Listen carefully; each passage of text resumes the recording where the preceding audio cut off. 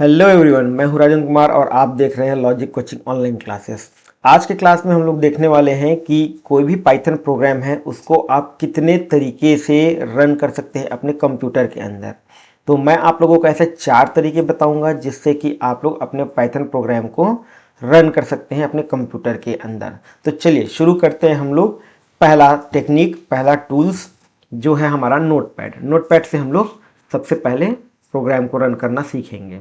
तो चलिए सबसे पहले मैं क्या करता हूं, मेरा नोटपैड ओपन कर लेता हूं। ठीक है,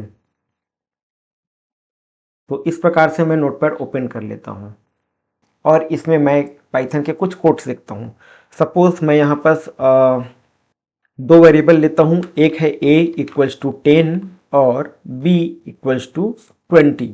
इसके बाद फिर मैं क्या करता हूं, c equals to a plus b, ये मैं ऐड कर देता हूं और इसको मैं सिंपली प्रिंट कर देता हूं। प्रिंट कर देता हूं sum of a and a and b is equals to. इसके बाद फिर मैं यहाँ पर सी को प्रिंट कर देता हूँ। तो ये मेरा एक छोटा सा कोड है, इसको मैं क्या करता हूँ, सेव करूँगा। सेव कहाँ पर करता हूँ, तो मैं यहाँ पर डाउनलोड पे इसको सेव कर सकता हूँ, डॉक्यूमेंट पे सेव कर सकता हूँ, कहीं भी जहाँ भी मैं चाहूँ वहाँ पर मैं इसको सेव कर सकता हूँ। ठीक है, तो चलिए मैं इसको क्या करता हूँ, डी ड्राइव है, डी ड्राइव में मेरा ये एक फ़ोल्डर है। ठीक है, यहाँ पर मैं एक फ़ोल्डर बना सकता हूँ या तो फिर एग्जिस्टिंग फ़ोल्डर्स में भी सेव कर सकता हूँ। मैं यहीं पर मेरे डी ड्राइव में ही मैं एक फ़ोल्डर के अंतर्गत इसको सेव करना चाहता हूँ। तो इसके लिए मैं एक फ़ोल्डर बना लेता हूँ, राइट क्लिक करके न्यू करके फ़ोल्डर, और इसके बाद फिर फ़ोल्डर का नाम मैं यहाँ पर पाइथन रख देता हूँ। ठीक है, इस प्रकार से मेरा पाइथन नाम का फ़ोल्डर बन जाएगा और इसमें मैं इस फाइल को सेव कर देता हूँ। फाइल का जो नाम है आप यहाँ पर दे सकते हैं, जैसे मैं यहाँ पर सम या फिर माइन सम डॉट पाई, इस नाम से आपको सेव करना है। ठीक है, तो मैं इस नाम से सेव कर देता हूँ, माई सम डॉट पाई नाम से। और एक्सटेंशंस जो है वो पी वाई रखना है पाइथन के लिए, और सेव जो फाइल होगा उसका टाइप आपको ऑल रखना है। इसके बाद इसको आपको सेव कर देना है। अब मैं क्या करता हूँ, मेरा जो फोल्डर है, ठीक है, मैं वहाँ चला जाता हूँ। जैसे कि यहाँ पर आप देख सकते हैं पाइथन फोल्डर है, इसके अंदर मैं आ गया हूँ। यहाँ पर राइट क्लिक करूँगा और ओपन इन टर्मिनल करता हूँ।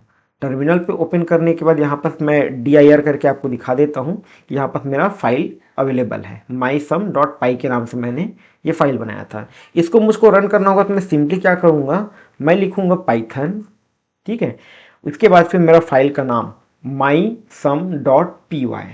ठीक है, इसको जैसे ही एंटर करूंगा मुझको इसके अंदर रखे हुए कोड्स एग्जीक्यूट हो जाएंगे और मुझको मेरा आंसर मिल जाएगा, sum of A and B is equal to 30। चलिए नेक्स्ट हम लोग देखते हैं हमारा जो दूसरा तरीका है पाइथन प्रोग्राम को रन करने का, वो है हमारा IDLE इंटरेक्टिव शेल। तो हम लोग इंटरेक्टिव शेल से हम लोग कैसे किसी प्रोग्राम को रन कर सकते हैं, इसको हम देखते हैं। तो इसके लिए मैं सिंपली क्या करूँगा, IDLE सर्च करूँगा, IDLE।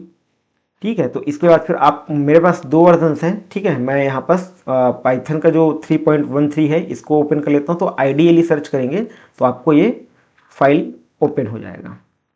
ठीक है, जैसे कि यहाँ पास आएंगे तो आपको यहाँ पास ऑप्शंस मिलता है, फाइल पे जाएंगे, फाइल पे जाने के बाद फिर आप नया फाइल आप ओपन कर सकते हैं। ठीक है, फाइल में जाते हैं, न्यू फाइल में, इसके बाद फिर यहाँ एक नया फाइल ओपन हो जाता है। मैं चाहूँ तो यहाँ पर वो कोड्स लिख सकता हूँ पाइथन के और इसके बाद फिर इसको रन कर सकता हूँ। तो चलिए एक वेरिएबल ले लेता हूँ, फिर से अगेन मैं 10 करके, बी एक वेरिएबल ले लेता हूँ 20 करके। ठीक है, और इसके बाद फिर सी एक वेरिएबल लेता हूँ, इसको ए प्लस बी कर लेता हूँ। ठीक है, जिससे कि मेरा आंसर सी में स्टोर हो जाएगा और मैं इसको प्रिंट कर देता हूँ। ठीक है, प्रिंट करता हूँ और यहाँ पर मैं मैसेज दे देता हूँ SUM सम। ठीक है, सम इज इक्वल्स टू, इसके बाद फिर डबल कोट क्लोज करता हूँ, इसके बाद फिर मैं यहाँ पर वेरिएबल नेम सी लिख करके क्लोज कर देता हूँ। ठीक है, इस प्रकार से मेरा जो प्रोग्राम है, ठीक है, वो रेडी हो गया है। अब मैं चाहूँ तो इसको रन कर सकता हूँ। इसको रन करूँगा, रन में जा करके रन मॉड्यूल्स या फिर F5, तो ये मुझको पूछेगा। ठीक है, सेव करने के लिए source must be save.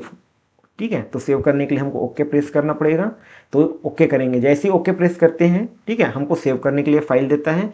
File को आप कहाँ सेव करना चाहते हैं, ठीक है। तो अभी मेरा फाइल जो है वो विंडोज़ में सी के अंदर, ठीक है, सी ड्राइव के अंदर पाइथन 313 नाम का जो इंटरप्रेटर मैं सेलेक्ट किया हूँ, ठीक है, आइडियली उसी के अंदर ये फाइल मेरा सेव हो रहा है, ठीक है। तो यहाँ पर मैं मान लो एक नाम दे देता हूँ फर्स्ट, या फिर सम करके, माई सम या फिर सम, इस प्रकार से माई सम, ठीक है। इसके बाद फिर डॉट पाई दे सकते हैं, पाइथन एक्सटेंशंस के लिए देना है, नहीं देंगे तो ये बाय डिफ़ॉल्ट ये पाइथन ही ले लेगा, ठीक है। इस प्रकार से सेव कर देता हूँ, और जैसे सेव होगा उसके बाद मुझको यहाँ पर रन होकर के मेरा ये जो प्रोग्राम का आंसर यहाँ पर मिल जाता है। तो इस प्रकार से भी आप IDLE के माध्यम से भी आप किसी भी प्रोग्राम को रन कर सकते हैं। ये आपका दूसरा तरीका होता है। तो चलिए तीसरे तरीके की ओर आगे बढ़ते हैं। तीसरा तरीका है हमारा कमांड प्रॉम्प्ट। हम कमांड प्रॉम्प्ट के माध्यम से भी पाइथन के प्रोग्राम्स रन कर सकते हैं। जैसे कि मैं यहाँ पर CMD में जाता हूँ, ठीक है। CMD में जाने के बाद फिर यहाँ ओपन कर लेता हूँ मेरा कमांड प्रॉम्प्ट। यहाँ पर मैं क्या करता हूँ, मैं लिखूंगा पाइथन, ठीक है, पाइथन लिखता हूँ और एंटर करता हूँ। इसके बाद फिर यहाँ पर आप देख सकते हैं कि मेरा पाइथन 3.13 जो वर्जन है वो सिलेक्ट हुआ है। यहाँ पर मैं क्या करूँगा, जितने भी पाइथन के स्क्रिप्ट है वो यहाँ पर यूज़ कर सकता हूँ। जैसे कि मैं एक वेरिएबल, मुझको एक वेरिएबल लेना होगा, तो मैं क्या करूँगा, a=10 करके एंटर करूँगा, मेरा एक वेरिएबल बन जाता है। b करके एक वेरिएबल लेता हूँ 10 करके, ठीक है, ये मेरा दूसरा वेरिएबल बन जाता है। अब यदि मुझको सेव करना होगा, ठीक है, किसमें, सी में, तो a+b यदि मैं करता हूँ तो इस प्रकार से मेरा सी वेरिएबल्स में ये डेटा स्टोर हो जाता है। इसके बाद सी करके यदि मैं सी को एंटर करता हूँ तो 20 मेरा आंसर मिल जाएगा। और मैं चाहूँ तो इसको प्रिंट फंक्शन के अंदर भी यूज़ कर सकता हूँ इस तरीके से, जैसे मैं लिखता हूँ, ठीक है। तो प्रिंट करता हूँ सम इज, और यहाँ पर मैं क्या करूँगा, मेरा जो वेरिएबल है सी, उसको इनक्लोज करके एंटर कर देता हूँ, तो मुझको आंसर मिल जाता है सम इज सी करके, sum of C is equal to 20 करके, 10 + 10 = 20। इस प्रकार से भी आप अपने पाइथन के प्रोग्राम्स को रन कर सकते हैं, पाइथन प्रोग्राम बना सकते हैं। चलिए, ये तो हो गया आपका तीसरा तरीका। इससे यदि आपको बाहर आना है तो बाहर आने के लिए आपको सिंपली लिखना पड़ेगा एग्जिट फंक्शन। इससे आप सीधा डायरेक्ट एग्जिट हो जाएंगे, ठीक है, पाइथन के इंटरप्रेटर के अंदर से। नेक्स्ट तरीका है जिसमें हम लोग क्या करेंगे, पाइचाम यूज़ करेंगे। तो पाइचाम यूज़ कैसे करेंगे हम लोग, तो इसके लिए पाइथन के साथ में मुझको पाइचाम इंस्टॉल करना पड़ता है, दोनों को कनेक्ट करना पड़ता है, जो कि मैंने आपको प्रीवियस वीडियो में बता रखा है, ठीक है। तो चलिए मैं सिंपली शुरू कर लेता हूँ पाइचाम, ठीक है। तो पाइचाम जैसे ही ओपन करता हूँ, ठीक है, मुझको वहाँ पर इंटरफेस देखने को मिलता है, इस प्रकार का इंटरफेस। और यहाँ पर मैं अपने प्रोग्राम को रन करूँगा। तो इसके लिए क्या है, मुझको एक फाइल बनाना है। तो यहाँ पर पाइथन का जो मेरा प्रोजेक्ट है, यहाँ पर मैं न्यू में आता हूँ। न्यू के बाद फिर मैं पाइथन फाइल को सेलेक्ट करता हूँ। पाइथन फाइल को सेलेक्ट करता हूँ तो यहाँ पर मुझको नाम पूछते हैं, ठीक है। तो मान लो मैं यहाँ पर माई सम नाम का एक फ़ाइल बनाता हूँ, इससे मेरा पाइथन का एक फाइल बन जाता है। और यहाँ पर मैं अपने स्क्रिप्ट को लिख सकता हूँ, पाइथन की स्क्रिप्ट को, ठीक है। तो चलिए सेम कोडिंग मैं यहाँ पर यूज़ कर लेता हूँ। a=10, b=20, c=a+b। देन मैं यहाँ पर प्रिंट कर सकता हूँ माई सम इज सी, इस तरीके से। पाइचाम क्या करता है कि हमको ऑटो सजेशन भी देता जाता है। यदि सजेशन एक्सेप्ट करते हैं, टैब बटन प्रेस करके या एंटर बटन प्रेस करके हम लोग उस सजेशंस को एक्सेप्ट भी कर सकते हैं। तो पाइचाम जो है वो हमको बहुत ही अच्छे तरीके से इंटरेक्टिव इंटरफेस देता है, ठीक है। इसको यदि मुझको रन करना होगा तो Ctrl+Shift+F10 करके मैं रन कर सकता हूँ, या फिर राइट क्लिक करके भी मैं यहाँ पर रन बटन को प्रेस करके रन कर सकता हूँ। तो इस प्रकार से ये मेरा जो है पाइथन का जो प्रोग्राम है वो रन कर जाता है।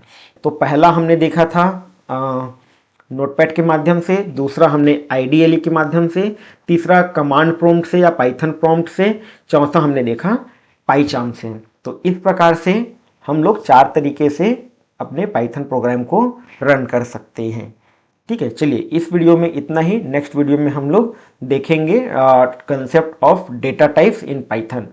वीडियो को देखने के लिए थैंक यू।